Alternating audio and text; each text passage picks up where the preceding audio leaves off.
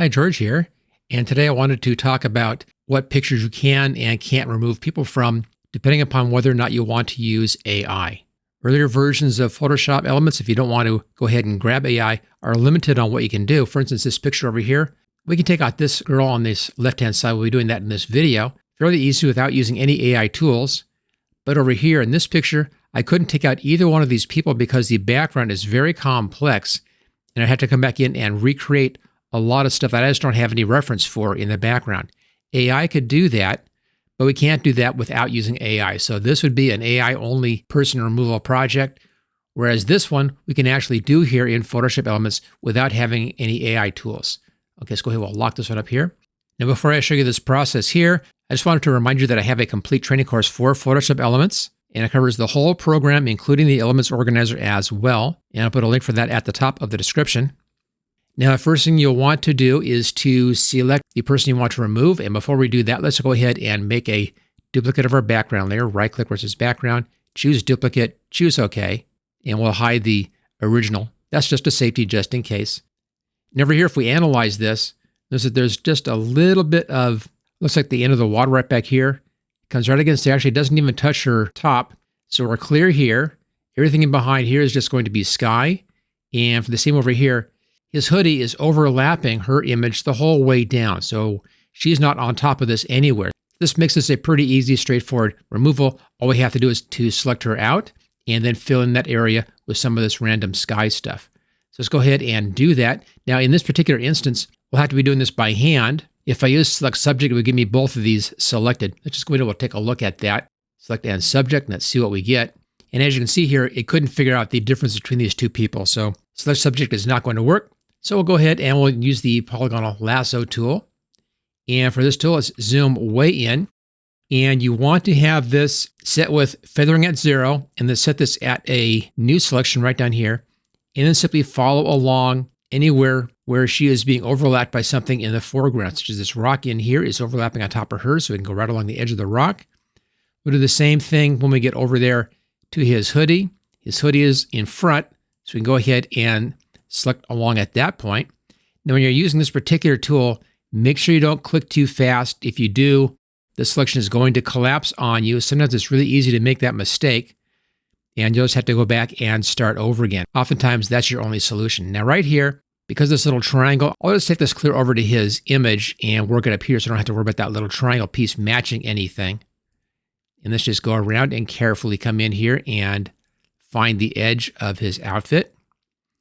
And I'm taking my time on this, just little clicks at a time. It's not a very big selection, so this won't take that much time to do, which is nice, and it's fairly clean and straightforward. But the trick to this tool is just taking your time with it and not going too fast.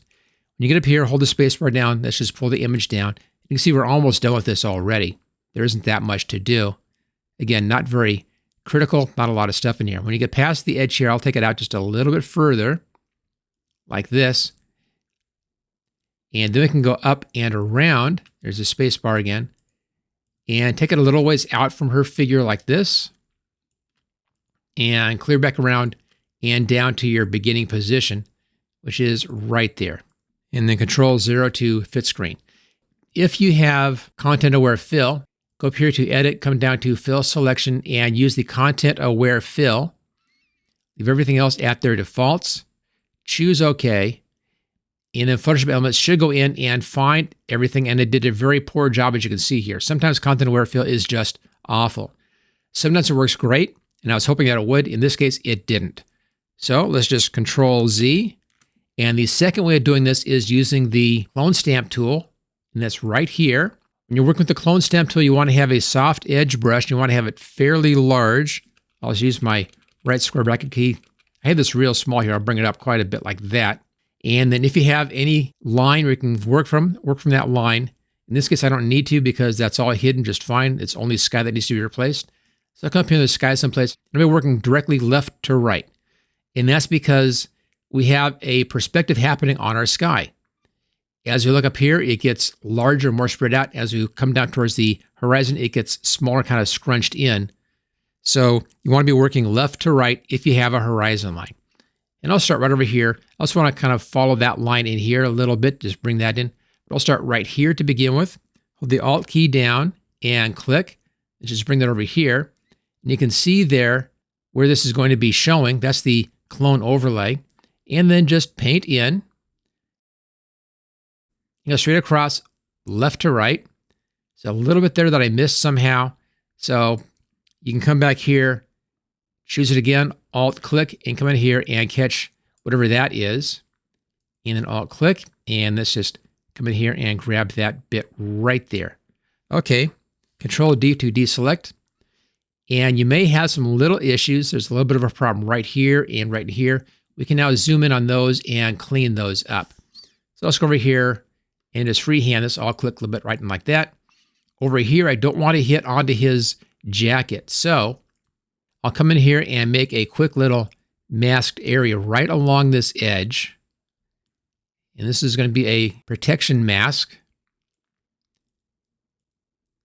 There we go. And then it's come up and way out like this. And back to here again. Back to our clone stamp tool. Bring my size down a lot for this. There we go. And then Alt click. And then straight across and just catch that little bit right in there. That should do it. And then Control D to deselect. Same thing for right in here. Let's just grab the polygonal lasso tool again, and I'll make just a little protection mask right along this edge here, a little protection selection. Right in there. There we go. And then out here, back out around, double click. There we are. And then same thing. This little short fix right in there. Control D to deselect, Control 0 to fit screen. And there we go. A fairly straightforward and easy person removal here on this one. But again, we could do this because we had the foreground overlapping that person completely. If she was overlapping anything in the foreground, we'd have an area that we couldn't easily fix because I don't have any material in there to cover that. If she's only covering up the background, or your person is only covering up the background, then it's a fairly easy trick to come in here and remove them without using any AI tools. But if the background is very complicated, or if the person you want to remove is overlapping into the foreground, then you're going to have to use something like AI to recreate that stuff that's missing in there. So if we have something that can be used in the picture already, then that's great. We can do that without any problems and without AI. If we don't, if something has to be created for that, that's where AI comes in. Now, if you want to learn more tricks in here about how to use Photoshop elements, as I mentioned previously, I have a great video training course for working with Photoshop elements that covers the whole program, all your tools, all your panels, all the menus, everything. It also covers the Photoshop Elements Organizer as well. And there's a link for that at the top of the description.